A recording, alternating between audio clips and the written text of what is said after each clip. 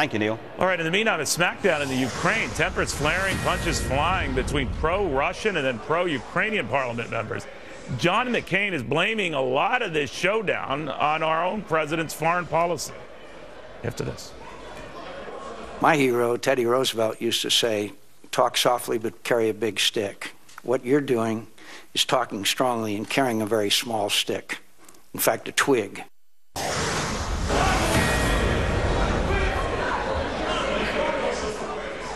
And you thought our Congress was contentious. This brawl breaking out in the Ukrainian parliament over who's to blame for the pro-Russian movement that's spreading, well, across the Ukraine. Senator John McCain says our own administration bears much of the blame. He joins me now from Washington. Senator, good to see you again. Thank you, Neil. You know, you guys should get like that in Congress. If things get nasty, just start, you know, wailing away at each other. What was this about? Do you know? I don't know, except that there are elements in the Ukrainian parliament who are still pro-Yanukovych. They haven't been removed, and also it's a pretty emotional situation, as you know. They've just watched their country dismembered, and there are demonstrations orchestrated by Vladimir Putin, which could lead to Russians going in to, quote, stabilize the country. Meanwhile, we won't even give them defensive weapons. Neil, they wouldn't fight in Crimea, and they probably did the right thing. But if Putin moves into eastern Ukraine or southern, all the way across, they will fight. And we ought to at least give them something to help their morale. They can't defeat the Russians, but if they want to fight, shouldn't we give them something to fight with? Well, let's say we even gave them weapons, Senator, or something, and that we're not to take at face value all of these emerging Russian nationalists in Ukraine who suddenly say they feel for the home country. What difference would those weapons make with the eventual outcome? Well, I don't think they could defeat the Russians initially because, but one, it would give them some moral support and something to fight with. Second of all, if Putin went in to some of those areas, he would have urban warfare on he would have a guerrilla warfare. The Ukrainians proved in World War II they were great partisans. And he would have a real fight on his hands, depending on where he went, I believe. But can't we say, look, your country has been dismembered already, and now there's the threat of further incursions on the Russians, and the first thing they asked us, was give us some weapons so we can fight with. And for us not to do that, I mean, that sends the strongest signal of encouragement to Vladimir Putin than almost anything we could do. It's disgraceful.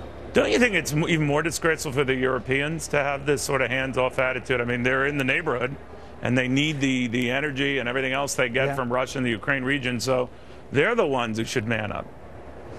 Well, I mean, that was said all during the Cold War. That's been said throughout the last century. We always want the Europeans to man up, but it's the United States of America that leads. And if we're not going to do anything, how the hell do you expect the Europeans to do something on their own? We're not doing anything, so why should they? The United States has got to lead. This president is not leading.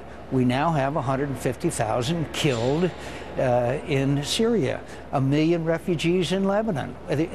Meanwhile, we are debating what kind of help to give the Free Syrian Army, which has been basically abandoned. Meanwhile, the Russian arms supplies dramatically increase. Well, let me ask you this then, Senator. If you had been elected president and you were dealing with these multiple crises, now many of your fans would say we wouldn't be dealing with these multiple crises, but let's say you have Japan and China almost coming to blows in the South China Sea. You have South Korea and North Korea saber-rattling with each other. You have, as you said, Syria. You have, as you said, much of Russia and the old Eastern Europe, you know, just blowing up.